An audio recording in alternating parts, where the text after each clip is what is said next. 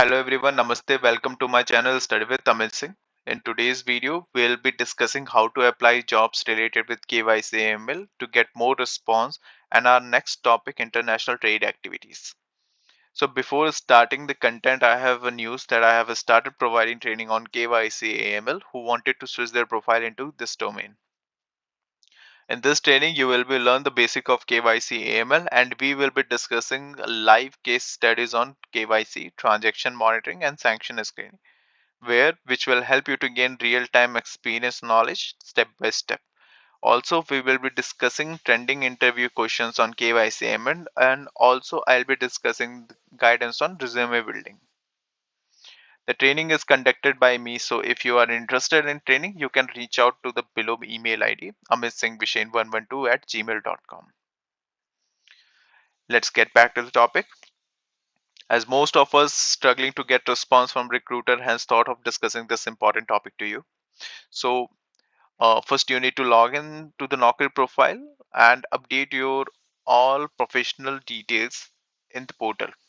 Like if you see here, you need to update your professional photograph here, then your name, your phone number, your mail ID, your uh, year of year of experience, your salary breakup, update your resume here.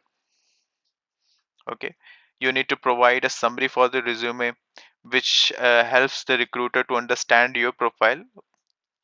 Okay, and then you just need to provide your key skill. If you're looking for jobs in KYCML, then your key skill should be like CDD, EDD, BDD, enhanced due diligence, client onboarding, sanction screening, KYCML, transaction monitoring, risk management, client onboarding like adverse media, PEP. There are many more. Okay, you just need to update those key skills here. Okay, why these skills is mandatory to important to update? Because AI is designed in such a way, like if recruiters search for any of the profile, they will look for the keywords only. Okay, if they search for the relevant keyword and your profile shows at top level, you will be selected directly there for interview purpose, right? So after that, you need to update your employment details. All these employment details you need to update here. Then your education's detail, then your IT skills or IT skills, whatever the IT skills you have, advanced Microsoft, Microsoft PPT or Power BI, whatever it is, or any of the language like Oracle, Java, whatever skill you have for IT, you just need to update it here. And if you completed any project, you just need to provide the project name details here. Okay, that's it. So profile summary, you just need to provide a profile summary here. Okay, so this is all about your dashboard. Your dashboard should be 100%. Only then this Naukri profile will recommend your profile to go further for this candidate. Okay, after that you need to search for the KYCML job irrespective of the year of experience and irrespective of the salary band. If you do not find, let's say if any of us is having 12 year or 13 year of experience and do not get any options here or any job here in this in your search, right? A relevant search, you just need to pick one profile and just apply for it. Why I'm telling this? Because this Naukri profile shows a recruiter as an active seeker. So whenever recruiter search for any kind of particular profile who have a 12 year 13-year experience, anything like that, so your profile comes first. Okay, so this is how this AI and this Naukri profile searches works. Okay, so apply for the fresh job every day. Spend time at least half an hour in a Naukri profile. Okay, apply for the jobs. If you do not find anything here in your relevant search, then you just need to update a dot here, only a single dot here. Remove a dot and just update it. It will again show the active. Your profile is got active for the particular day. Hope this information will help you to find the job faster in your Naukri profile. Okay, All right, let's move to our topic, international trade activity. So, an integrated economy depends on the international trade, which has many moving parts that can be manipulated to the advantage of terrorist funders or money launderers. These elements, which are frequently fundamentally complicated activities, include banks, exchange of currencies, free trade zones, ports, cross borders, payment invoice items, shipping, shell business, and credit instrument. Two important money laundering strategies that have shown promise in the world of illicit finance and trade based money laundering and the black market peso exchange. Free trade zone are usually manipulated using the both strategies. We'll be discussing these details and going further. So what do you understand by free trade zone?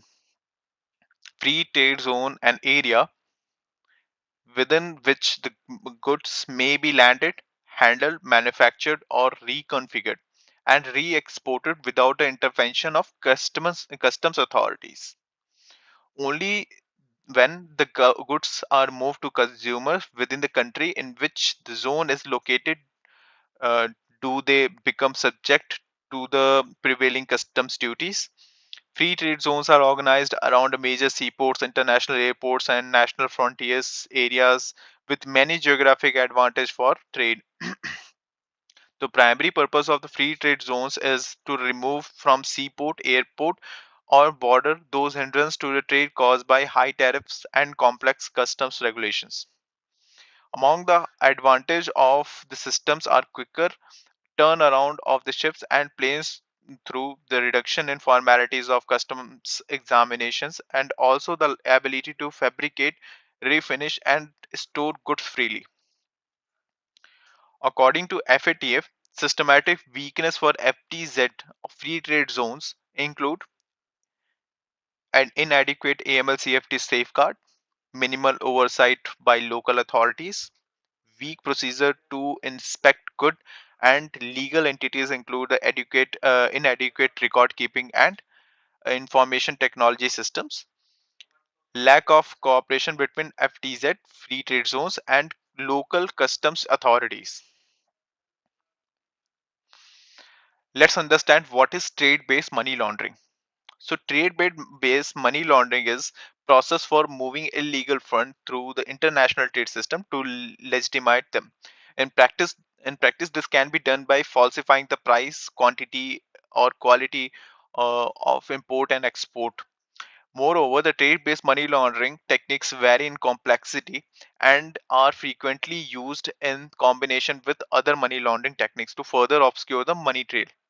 Financial Action Task Force (FATF) defines the trade-based money laundering as a process of disguising the proceed of crime and moving value by using a trade transaction to legitimize their illicit origins.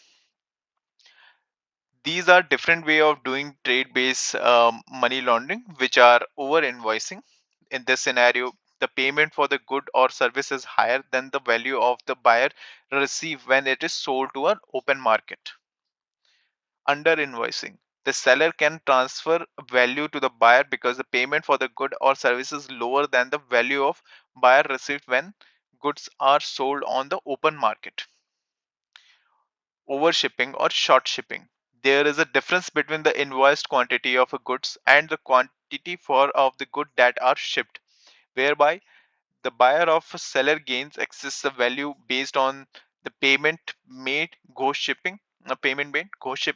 In fictitious trade, buyer and the seller collude to create documentation indicating that the good was sold and shipped and the payment were made out, but no goods were actually shipped.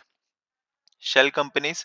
These companies are used to reduce the transparency of ownership in the transaction and multiple invoicing. Numerous invoices are issued for same shipment of goods, thus allowing the money launderer to make numerous payment and justify them with the invoices. So black market trades. So black market peso exchange, domestic transfer of fund is used to pay for a good by a foreign importer. So I'll be covering next rest of the topics in my next video and a case study on the topics. Thanks for the listening. If you like the content, please hit the like and subscribe button. Thank you for the support.